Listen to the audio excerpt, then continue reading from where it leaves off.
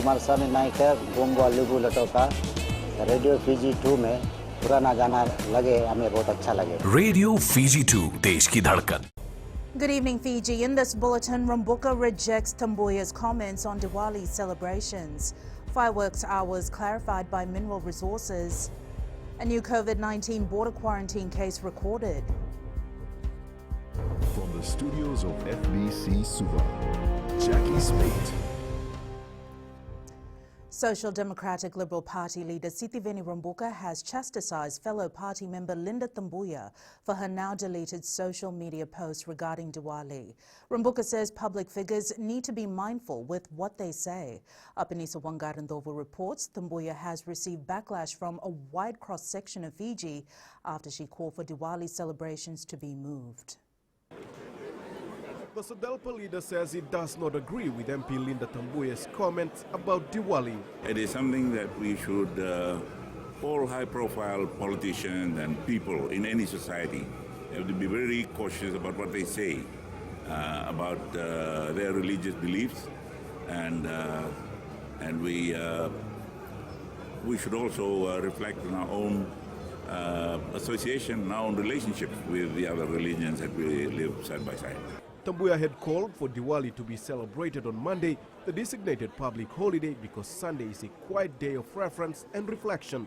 She also said there needed to be more wisdom and sensitivity, and those celebrating with fireworks need to be respectful. Rumbuka says if Fiji's rugby wins can be celebrated by the whole country on a Sunday, he does not see why Hindus can't enjoy the Festival of Lights with fireworks. And I'm sure we have all celebrated on a Sunday when our 7th team wins in Hong Kong. So we've offended some by going to the garden on Saturday when they are worshipping the Seventh-day Adventists, having their worship. So it's worship and religion is about our own spirit, that we should not be offended when other people observe theirs. National Federation Party leader Biman Prasad is also disappointed with Tambuya's comments, saying neither she nor any religious leader has powers to issue orders to followers of any faith. It is unfortunate that Linda Tambuya and the statement from the Methodist Church, which I'm happy that it has been withdrawn, and I know Linda has also apologized, but no one should make any kind of statement like that ever. You know, we are living in a multi-religious, multi-ethnic society. Tambuya's comments seem to have encouraged Fijians to come out and criticize Diwali being held on a Sunday, with social media comments deteriorating into swearing and name-calling. Director Human Rights and Anti-Discrimination Ashwin Raj says Tambuya's comments were like a match that lit the fire, and it seems to be burning out of control. These people have apologized, retracted, removed the statement. I think what it has done is brought to surface deep-seated divisions that some of these, political leaders are exploiting for political mileage. Because, of all times, why would you raise something like this now? Questions have been sent to SEDELPA General Secretary Emelendu Tuturanga, who is yet to respond, while FBC News is also reaching out to other party members. Apiniso Wangarandobu, FBC News. Fijians will only be allowed to play with fireworks until 10 p.m. on Sunday, the actual day of Diwali religious celebrations. FBC News can tonight confirm that celebrations will only be allowed between 5 p.m. and 10 p.m. on the day, while authorities have allowed an extra 2 hours on Monday, which is the designated public holiday. Manager Mining at the Mineral Resources Department, Raymond Mohammed, says although people can light fireworks until midnight, they still need to follow the curfew hours. Kritika Kumar reports. Fijians are being urged to remain within their property to ensure that curfew restrictions are not breached. The only reminder to individuals that going to use fireworks during the Diwali period is if you are using fireworks within the premises of your dwellings or residence from 5 till 12 midnight, as long as you're within the confines of the perimeters of your residence. Okay, so you're not breaking the curfew that's currently in place. Mohammed says the approved extended hours from 5 p.m. to 12 midnight apply only on the 16th of this month. Strict action will be taken against those who do not adhere to the designated times for lighting fireworks. Basically, in the fireworks regulations, if you do not adhere to the approved fireworks usage hours, you will be held liable to a fine of not more than $400 or imprisonment not less than 6 months. Suva Retailers Association President Jitesh Patel says retailers have also had to stick to the rules for the sale of fireworks. So at the moment, the regulations are quite tight, so we all have to follow the regulations, like having fire extinguishers and all those things in the shop, and only certain time we can sell the fireworks and all those things. The Ministry of Lands and Mineral Resources has called on Fijians to celebrate responsibly and to keep in mind that Fiji is still observing COVID-19 related restrictions. Kritika Kumar, FBC News. A war memorial plaque was unveiled at the CWM Hospital in Suva this morning as part of Remembrance Day. The hospital itself was built as a tribute to 123 Fijian and British soldiers who died in World War I, and the new plaque serves as a memorial for all Fijian troops who have given their lives in service. Prime Minister Vurengembani Marama, while unveiling the plaque, said there is no better way to remember their sacrifices than improved medical services for all Fijians.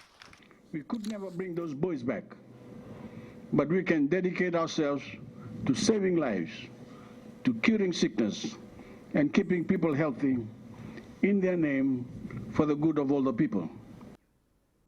309 officers of the Republic of the Fiji Military Forces, police officers and Fijians who died while serving the British Armed Forces were today remembered for their bravery and services.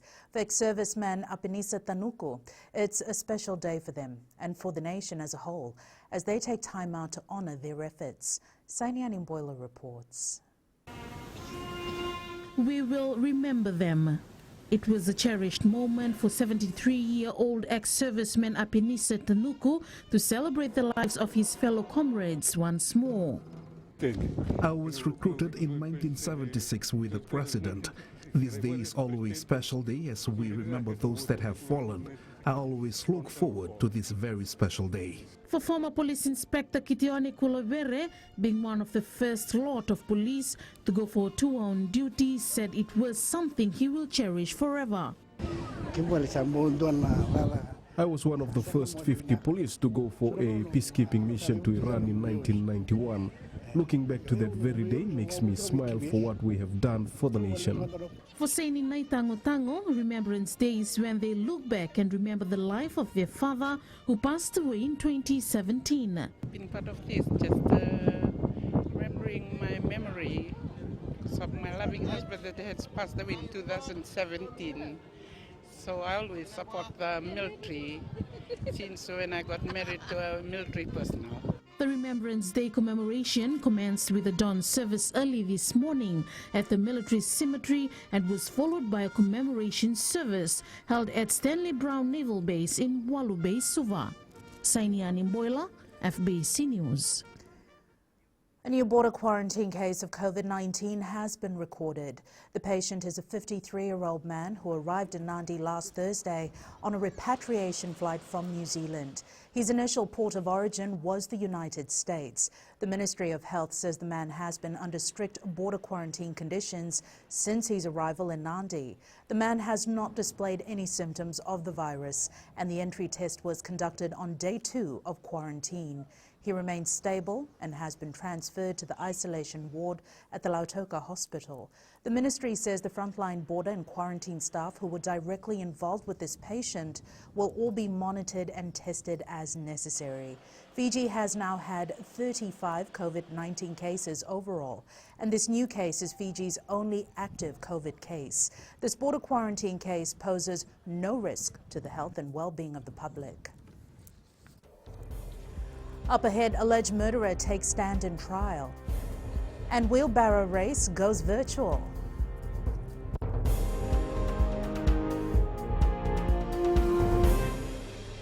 Baik tu dia jadi mereka tahu radio Fiji बहुत radio Fiji रोज सुनता हूँ. Radio Fiji 2 देश की धड़कन.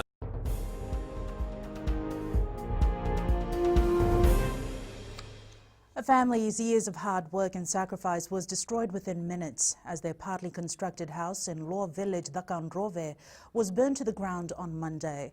Homeowner Sekula Siti Kalokalawai says the damage is estimated at around $50,000. The house was vacant at the time of the accident. Siti Kalokalawai describes the four-bedroom home as an upcoming dream for the family. And I was on tears. I recall back all financial that we have come through, all the hardship that we have made, all the sacrifices. A father alleged to have murdered his 4-month-old daughter in Nambour last year testified that his wife blamed him for all that had happened. Devita Kunawave, charged with 1 count of murder, gave evidence in the Suva High Court today. Pranita Prakash with the details. 27-year-old Devita Kunawave is alleged to have caused the death of his 4-month-old daughter in Nambour last year by throwing a concrete block at his wife, which hit the child. The prosecution finished their case this morning, following which the defense lawyer indicated that his client would give evidence. Kunawave, who is a military officer, testified that the day before the alleged incident, he went for a haircut but started drinking with a friend who had just returned from Sinai. He said they ended up at an apartment in Suva where they continued drinking until the next day. Kunawave testified that was the day he went back home and his wife asked why he hadn't answered his phone. He'd unknowingly ended up with someone else's phone at the drinking session, which had the picture of a woman on it, and after she asked about the picture, his wife poured a bucket of water on him and went back inside the house, locking the door. The accused testified that he swore at his wife and tried to get inside, then picked up a block and threw it at the window. He testified the block smashed the louver and his wife started shouting and carried their daughter outside. He said he went to his wife, saw a swelling at the back of his daughter's head and asked for forgiveness. Kunawave said his wife blamed him for creating all the problems. Pranita Prakash, FBC News. Health Minister Dr. Ifiremi Wangai-Nambete says they will beef up their mentoring program for new nurses and other health workers deployed to rural and maritime zones. This after concerns were raised by various villages in southern Laos who claim that most nurses posted to their communities are inexperienced and cannot handle serious cases. Josina Nunga reports. Toranga Nikoro from Vatoa village, Chone Wisaleta Lainiloto wants experienced nurses to be deployed to maritime islands. This is one issue we have been experiencing over the years. We had a few cases where various villages were diagnosed with severe health cases passed on at the nursing stations, as the nurse is not aware of what to do.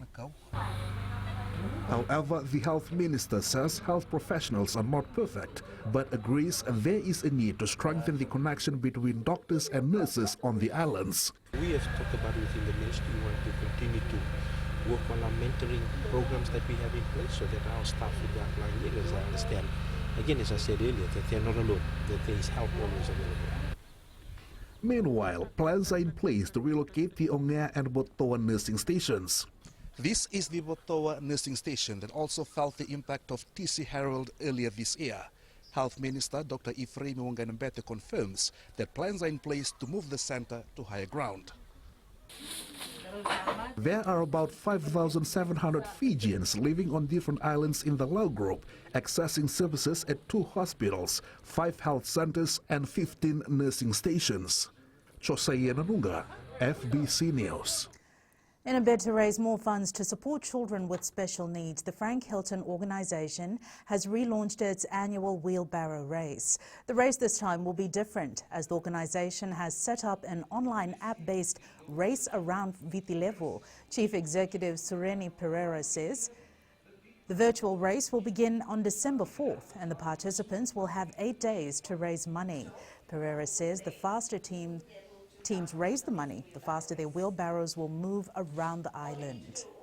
And you got to run, or you got to push your wheelbarrow or your virtual wheelbarrow 60 kilometers a day. So each kilometer is $10. So during the course of 8 days, you will travel around Vitilevu. Each day, at the end of the day, you'll see a leaderboard. So you would see where you stand in terms of who's beating you or who's gone the extra mile. And it's business time now with Whitney. Thanks, Jackie. Coming up in business tonight, crop sales increase in Laos. And in growing Fiji, new audiology room for CWM Hospital. Stay with us.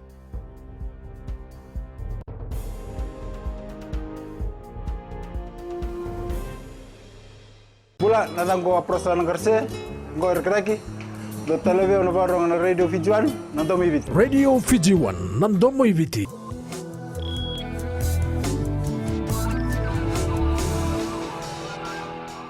With a few days remaining for Diwali, many businesses in Nandi and Lautoka continue to record low sales. In the past years, these same shops would make a killing during Diwali. However, the global pandemic has changed the game for everyone. Felipe Nakaso reports. Many shoppers are now looking for cheaper Diwali options this year, and businesses in the West say this was never the case before. The purchasing power of people has basically dropped. Like when they come and look for cheaper options, or initially they are reluctant to spend. Shop owners have even come up with new ideas to attract customers, but sales continue to plummet with only 3 days remaining for the Festival of Lights. So a lot of people have opted for lay-by options because I think they find it much more easier. And we have given them 1 month prior time for them to clear their debts off. So it becomes easier for them to just clear it off during Diwali. Lautoka-based Summer Trading, which specializes in lights, imported less stock this year, saying they are aware of the financial constraints faced by many. Lots of companies are afraid. We don't want our stocks to be over here without selling. We want to just clear whatever stock we bring, we want to just clear it for this Diwali. Many of these business owners have also told us that landlords have not shown them any mercy when it comes to the rent, as there have been no reduction since March, despite a pandemic that has crippled the economy. Felipe Naikaso, FBC News. The people of Laos recorded a major increase in the sale of cash crops to the mainland. In 2016, the total value of crops sold was 1.6 million, and in 2018, the figure jumped to 10.6 million. Despite this achievement, the islanders still face challenges in finding new markets. Josiah Nanunga tells us more. Naroi village elder Rokochone Wangairatu says most farmers in Moala are fearing that their years of investing in Yangona and Dalo farming will go down the drain due to minimal market access. Most male youth in the village has adopted the rural multi-million-dollar scheme and are capitalizing on Yangona and Dalo farming. We only sell Yangona and Dalo within Moala, but we'll send it to mainland if there is a need. More attention is needed in this area. Farmer and entrepreneur Josiah Wanisi says millions can be injected into our economy if extra attention is given to boost the market viability of Yangona, Dalo and pine from the island. Rural and Maritime Development Minister Inyasi Riratu says visiting people at the grassroots level is critical to enable careful planning and analysis under the Integrated Rural Development Framework. This is the opportunity for all of us to come and see what the people are going through, the forms of assistance that they have been provided with, and most importantly, opportunities in the rural areas and how we can work together in a comprehensive approach to address the issues and at the same time focus on the opportunities that are there as well. Meanwhile, 14 projects were implemented in the province of Laos during the 2016 to 2020 financial year, out of which 12 projects focused on Yangona production.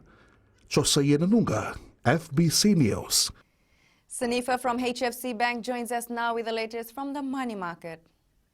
Looking at the latest from the foreign exchange market, the Reserve Bank of New Zealand is keeping its official cash rate at 0.25%, while adding $100 billion for large-scale asset purchases. The bank also marked its readiness to cut the rates to negative. The exchange market's risk tone remains mostly sluggish as trading of the U.S. Treasury is suspended due to Veterans Day holiday.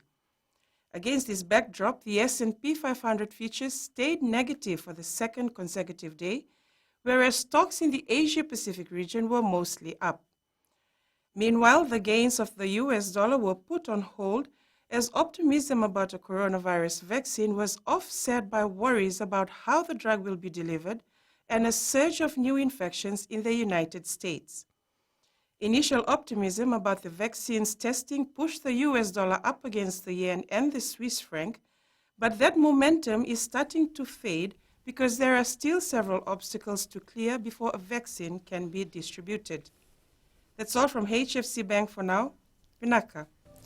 Here are the local exchange rates as set early this morning. As the markets continue to fluctuate, the Fiji dollar gained against the currencies of our two major trading partners, the Aussie and Kiwi dollars, as well as the euro, but lost ground against the other currencies we cover. Prices were mixed on the commodities market. Crude oil rose substantially to almost $42 a barrel. Gold rose slightly to $1,876 per ounce, and silver closed down at $24.16 per ounce.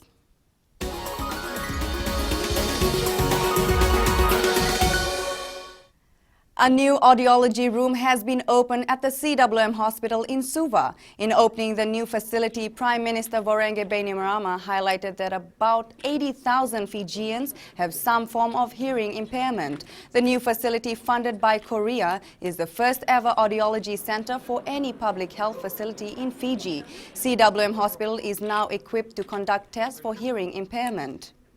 Any Fijian who suspects they have ear and hearing problems can receive a free hearing test here in CWM Hospital.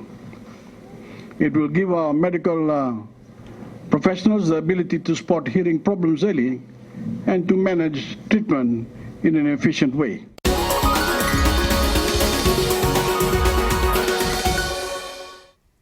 That's it from Business Tonight. We now join Jamie, the Prince of Sports.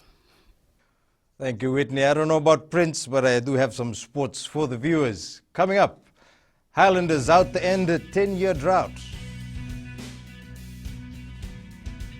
And Mulu Mulu boxers ready for showdown. This and more coming up.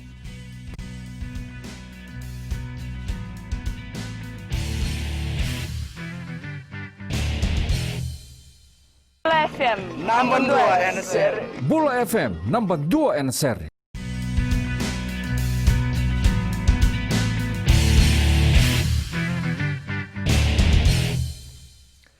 Rugby has long been a family sport for Naita Siri halfback Chone Navuso, the nephew of prominent local rugby legends Sailosi and Asaeli Naitenge, and upcoming talent in the Highlanders side.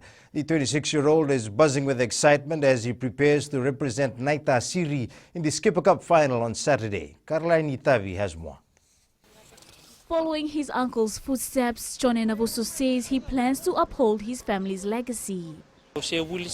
While I was in high school, I used to admire the way they played, so I made it my goal that one day I will also wear the national jumper.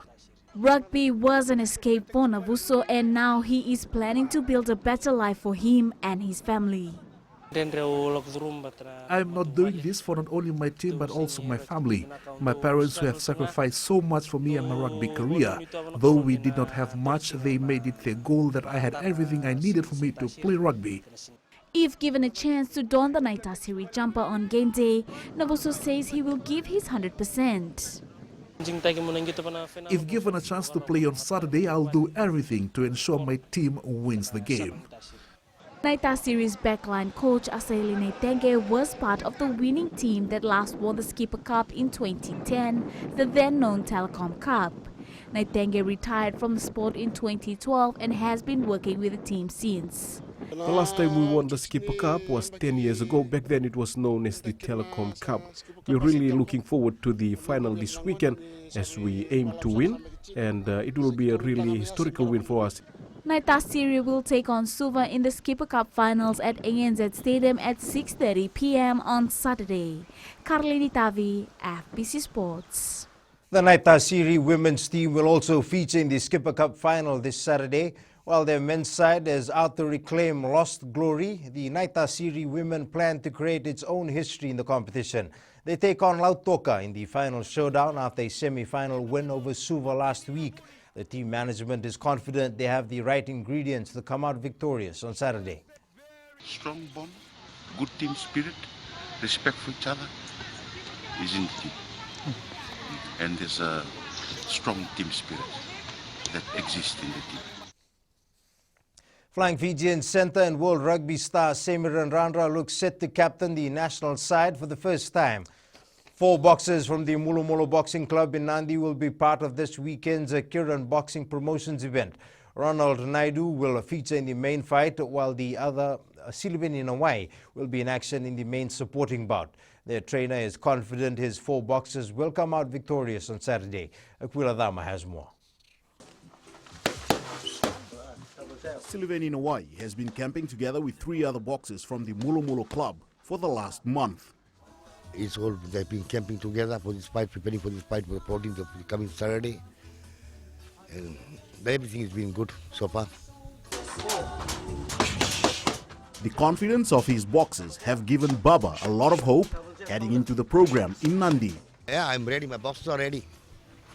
I did my part already and everything is just 2 days left. We go for win. Baba's golden boy and champion Ronald Naidu will fight Tese Ravundi in the main bout for the vacant WBF Super Welterweight title. Ravundi says this fight means a lot to him. My team overseas, they've been looking forward for me for this fight, and I just want to prove it to them that I belong to be back in Australia next year. The boxing program will start at 2 p.m. with the exhibition fights on Saturday at Prince Charles Park in Nandi. Aquila Dama, FBC Sports.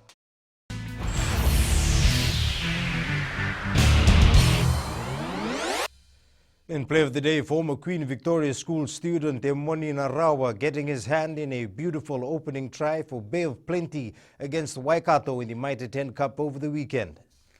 That's it from Sports Tonight. Coming up in new media, Huawei set to sell Honor brand for $15 billion. Find out more after the break.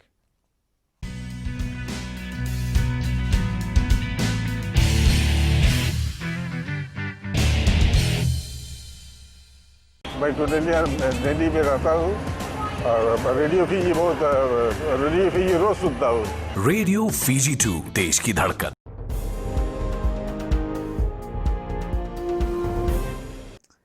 And the beautiful Angie joins us now with the latest in weather.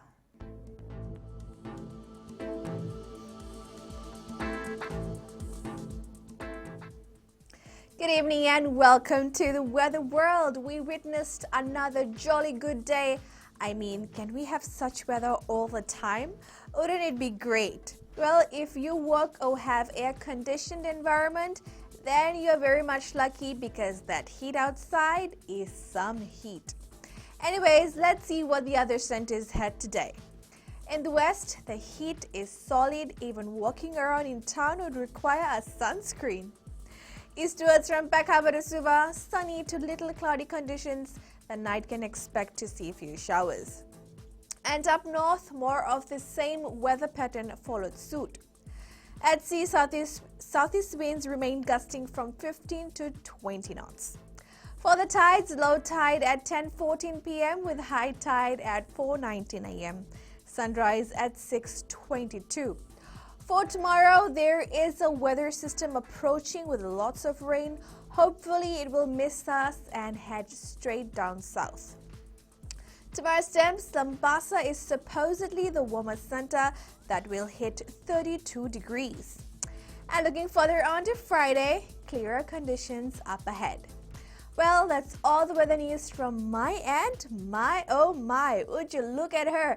She's such a stunner, our very own Desi girl, Jackie. I'm just taking my cue from you. Dhanyavad, Gigi. In Fijian Pulse, we asked, what does Diwali mean to you?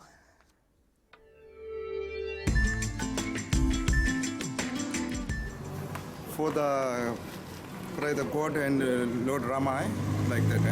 Diwali means something like relaxing with your family, getting together, and thinking of our neighbors with the Indians that we stay together all our life. Like brought up their families together, like us getting Fijian during Christmas and holidays, Fiji days. Same as Indian culture also. We should respect them and enjoy also Diwali. It's time people come together, Diwali. In the world of the weird and the wonderful, traffic may become a thing of the past for many, as a company will soon be launching a flying air car. And recapping the main stories for tonight, Rambuka rejects Tambuya's comment on Diwali celebrations. Fireworks hour was clarified by Mineral Resources. A new COVID-19 border quarantine case recorded. Now for these stories and others, tune in daily to our sister radio station Gold FM. Our poll question we're asking, have you already prepared your Diwali decorations? Visit our FBC website to answer. And on to our shot of the day. A gloomy morning captured from the Taviuni Wharf by Divek Gounder. And you can send us newsworthy pictures and videos to email fbcnews@fbc.com.fj, via Facebook page FBC News and our Twitter page at FBC_news. That's your news for tonight. Until tomorrow, like every other night, stay safe and bye for now.